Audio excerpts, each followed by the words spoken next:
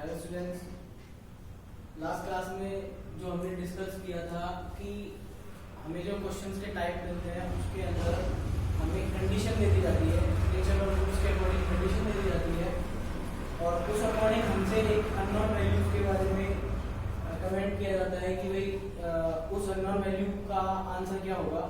जैसे कि अभी हमारे पास जो 3.5 एक्सरसाइज है आपकी, उसका एक क्वेश्चन है फाइंड द वैल्यू ऑफ के।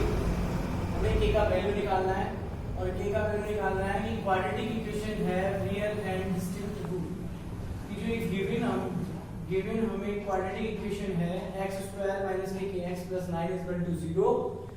इसके लिए कंडीशन दी गई है रियल और डिस्टिंक्ट की और हमें इसके लिए के का वैल्यू फाइंड करना है।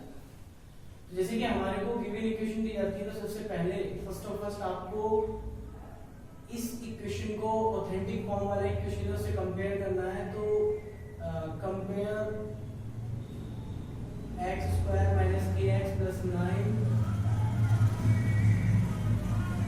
with ax² bx + c = 0। जब इसे हम कंपेयर करते हैं तो हमें a का जो वैल्यू है वो मिलता है 1 और यहाँ जो b है उसका वैल्यू मिलता है -k और c का वैल्यू मिलता है 9।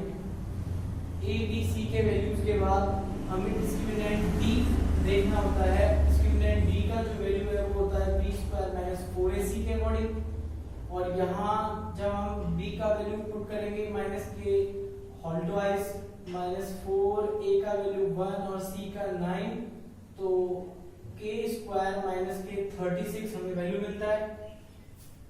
अकॉर्डिंग टू क्वेश्चन हमें गिवन है कि 4 real and distinct root we know that d always greater than 0। तो d ग्रेटर होगा किससे? 0 से। तो यहाँ जो d के वैल्यू हमारे पास जो हमने आंसर में निकाला है d का वैल्यू तो k² - 36 ग्रेटर होगा 0 से। यहाँ अगर हम इसे देखें तो k के अंदर हमारे पास डिग्री 2 वाला एक इक्वेशन बना है तो हमें k के वैल्यू भी डबल मिलेंगे। तो यहाँ से हम इसको फैक्टराइज कर सकते हैं। यहाँ एक आपका फॉर्मूला या आइडेंटिटी यहाँ ऑपरेट हो रही है a² - b² टाइप ये बन रहा है कॉन्सेप्ट। तो a - b a + b एक आइडेंटिटी इसके अंदर आपको पुट करनी है। तो यहाँ से हमें वैल्यूज मिलते हैं k - 6 और k + 6 और इनइक्वालिटी बीच में है और ये 0 के ग्रेटर में जा रहा है ये पूरा वैल्यू 0 से। पर्टिकुलरली जब मैंने इसे सोल्व करने का तरीका बताया था तो मैंने बताया कि आप इसको एज इक्वल साइन के रिलेटेड में लें और जब अगर मैं इसे इक्वल साइन के रिलेटेड में लेता हूं तो मेरे पास पर्टिकुलरली सारे जो भी आपके वैल्यूज आते हैं उनको पर्टिकुलरली आप 0 के इक्वल कर सकते हो। तो यहाँ से मुझे k के वैल्यू मिलते हैं डबल k = 6 और k = -6। अदरवाइज जब आप इसको सॉल्व करोगे तो यहाँ भी आप इक्वलिटीज को दो तरह से यूज करोगे। k - 6 वाला जो ब्रैकेट है वो भी ग्रेटर होगा आपके 0 से और k + 6 वाला जो वैल्यू है वो भी आपका ग्रेटर होगा 0 से। तो यहाँ से तो हमें k ग्रेटर है 6 से ट्रांसफॉर्मिंग में मिलता है और यहाँ हमें k ग्रेटर है -6 से ट्रांसफॉर्मिंग में मिलता है। अदरवाइज जो k आपका वैल्यू k ग्रेटर 6 है ये वैल्यू आपको डिफाइन कर रहा है आपके d वाले कॉन्सेप्ट को। अगर इसका मतलब ये होता है कि आपको k का जो वैल्यू है 6 से ग्रेटर लेना है, दैट मींस 7 है 8 है 9 है, आप ये डिजिट्स लेके चेकआउट कर सकते हो।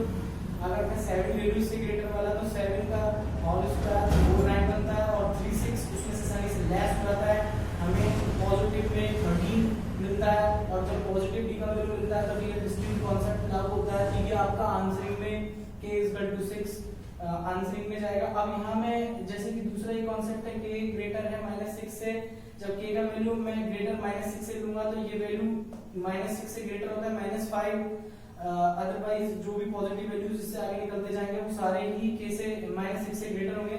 तो जैसे कि रिमाइंड के लिए मैं -5 का वैल्यू रख के देखूं इसके अंदर तो यहाँ ये -5 का होल स्क्वायर 25 बनेगा और माइनस का 36 यहाँ पे वैल्यू आपके पास माइनस का 11 निकल के आ रही है, और डी का वैल्यू जब जैसे कि हम रख के देख लेते हैं यहाँ पे, तो k की जगह पे मैंने -5 का होल स्क्वायर -36 रखा, तो 25 -36 ये माइनस का 11 मिला। तो यहाँ k के -5 रखने से वैल्यू में गड़बड़ है, d का वैल्यू आपको नेगेटिव मिलने लगा, और d का वैल्यू नेगेटिव मिलता है तो हम बोलते हैं इमेजिनरी, वो रियल नहीं होगा।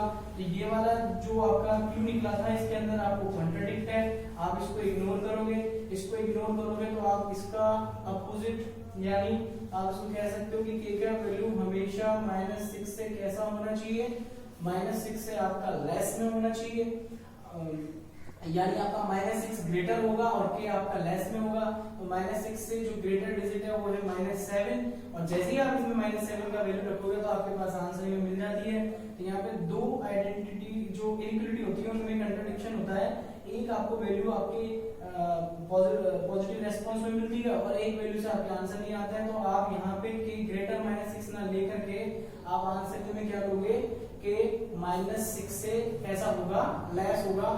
अगर हम रिप्रेजेंटेशन करें एक साथ तो आप ऐसा भी इसको बोल सकते हो कि भाई जो आपका k का वैल्यू है वो ग्रेटर आ रहा है किससे, 6 से, तो ग्रेटर आ रहा है, बट -6 से कैसा आ रहा है, लेस में। आप इसको ऐसे रिप्रेजेंट कर सकते हो, आप इसका आंसर कैसे नहीं इसको निकाल सकते हो।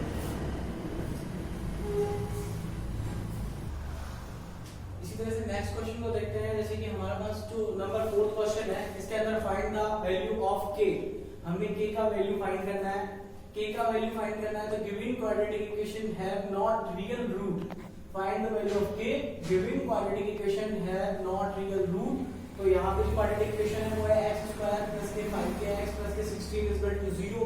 इसी तरह से हम इसको भी कंपेयर करेंगे, तो then for solution compare with ax² bx + c = 0, we find a = 1, b = 5k and c = 16. Then we also calculate discriminant b, d = b² - 4ac. Put the values of b, a and c, then 5k whole twice पे -4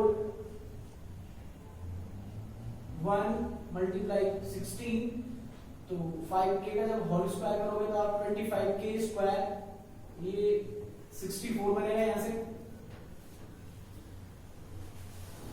according to question जो आपको condition given है, according to question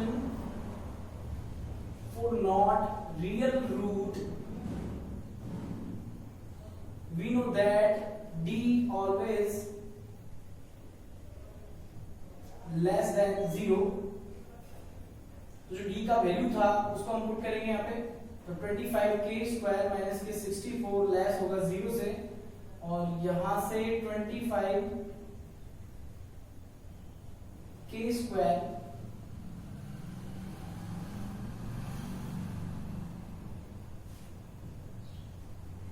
64 से less होगा, आपको सिर्फ only normal transforming करनी है।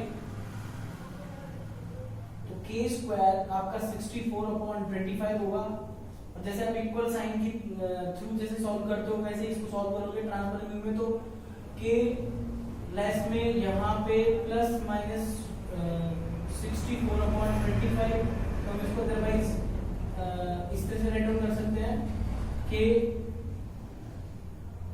लेस देन में जा रहा है, और यहाँ पे वैल्यूज होंगे आपके पास 8/5। तो हमें यहाँ दो तरह के वैल्यूज मिलते हैं k के लिए, k लेस देन में एक बार हम पॉजिटिव साइन ले लेंगे और दूसरा हम एक बार नेगेटिव साइन लेंगे। अब हमें थोड़ा सा चेकआउट करना होता है कि चेकआउट जब हम करेंगे तो हमें ये देखना होता है कि जो हमारा वैल्यू k 8/5 इस d के लिए वैलिड है या नहीं है। तो वैलिड के लिए हम देखते हैं कि हमारा जो d का, तो जैसे कि देखो दोनों जो वैल्यूज हमारे पास आए हैं यहाँ पे k लेस देन हो रहा था ±8/5 से, तो ये जो दो वैल्यूज हमने निकाले k लेस देन है 8/5 से और k लेस देन है -8/5 से, तो एक बार दोनों वैल्यूज को हमें चेकआउट करना है। चेकआउट कैसे करेंगे, अगर k का जो ये वैल्यू निकालना है, अगर वो डिस्क्रिमिनेंट d के वैल्यू को नॉट रियल जो रूट्स हैं उसके सपोर्टिंग में एग्जिस्ट करता है, तो आप कह सकते हो कि ये वाला जो कंडीशन है k के लिए वो एलिजिबल होगी नॉट रियल के लिए। और ऐसे हम लोग से भी चेकआउट करना है। जैसे कि लोग कैसे करोगे आप, k का वैल्यू आपने 8/5, तो आपका ये जो 8/5 है, तो इसके लिए देखो जैसे कि हम d का जो वैल्यू लेते हैं, ये आपका d है, d का 25k² - के 64 आया। इसका कहने का मतलब है कि 8/5 से आपका k कैसा होना चाहिए, लेस में होना चाहिए। अब 8/5 से k लेस में अगर हम देखते हैं तो यहाँ पे जैसे कि हम 7/5 लेके देखें, 7/5 जब आप लोगे इसके लिए तो जैसे कि आपका ये बन रहा है 25, और यहाँ जैसे मैंने 7/5 ले लिया इससे लेस में, तो जब आप वैल्यूज को पुट करके देखते हो तो यहाँ से ये 49/25 और ये माइनस का 64, 49 - 64, तो एक नेगेटिव वैल्यू हमारे पास में आती है। और नेगेटिव वैल्यू में आप बोल सकते हो कि ये 15, जैसे कि हमारे पास नेगेटिव वैल्यू सामने आई है, तो d का वैल्यू जब भी नेगेटिव होता है तो आप बोलते हो नॉट रियल रूट है। तो ये जो कंडीशन है कि वो एलिजिबल है नॉट रियल रूट के लिए। ऐसे आपको d का वैल्यू चेकआउट करना है आपकी नेक्स्ट जो वैल्यू है उसके लिए। तो देखिए जैसे कि यहाँ पे बोल रहा है कि -8/5 से जो k का वैल्यू है वो छोटा होना चाहिए, यानी छोटे होने के लिए आपको क्या करना पड़ेगा, अगर ये -8/5 है तो हम बोल सकते हैं -9/5।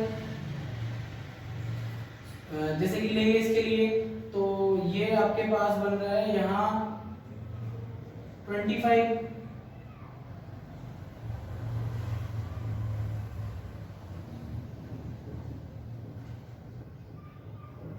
सॉरी यहाँ पे 9/5 नहीं, आपको लेना है इससे -8/5 से छोटे वाले लेने हैं डिजिट। तो आप जैसे कि इसके लिए लोगे -7/5, तो यहाँ देखो जैसे कि हम इसका 7/5 रखते हैं तो हमारा एलिजिबल रहता है ये। बाकी का और अगर टैली करें -8/5 से लेस में लें तो ये कैंडिडेट है, इससे जो छोटा कैंडिडेट पड़ रहा है वो है -9/5। जैसे आप इसका वैल्यू रखते हो 25, ये -9/5 और इस पे होल स्क्वायर जब आप इसको सॉल्व करोगे तो ये बनेगा आपका 81/25। और यहाँ से कैंसिलेशन में आपको एक अलग ही कंडीशन निकल के आ रही है, जो d का वैल्यू है वो आपको पॉजिटिव सेंस में मिलने लगा। d का वैल्यू जब पॉजिटिव में मिलता है तो आप इसके लिए कह सकते हो कि यहाँ पे आपको 17 मिल रहे हैं पॉजिटिव में, और जब 17 पॉजिटिव में मिल रहे हैं तो आप इस कंडीशन में d को पॉजिटिव पाओगे, और d पॉजिटिव आपको हमेशा रियल और डिस्टिंक्ट रूट देता है।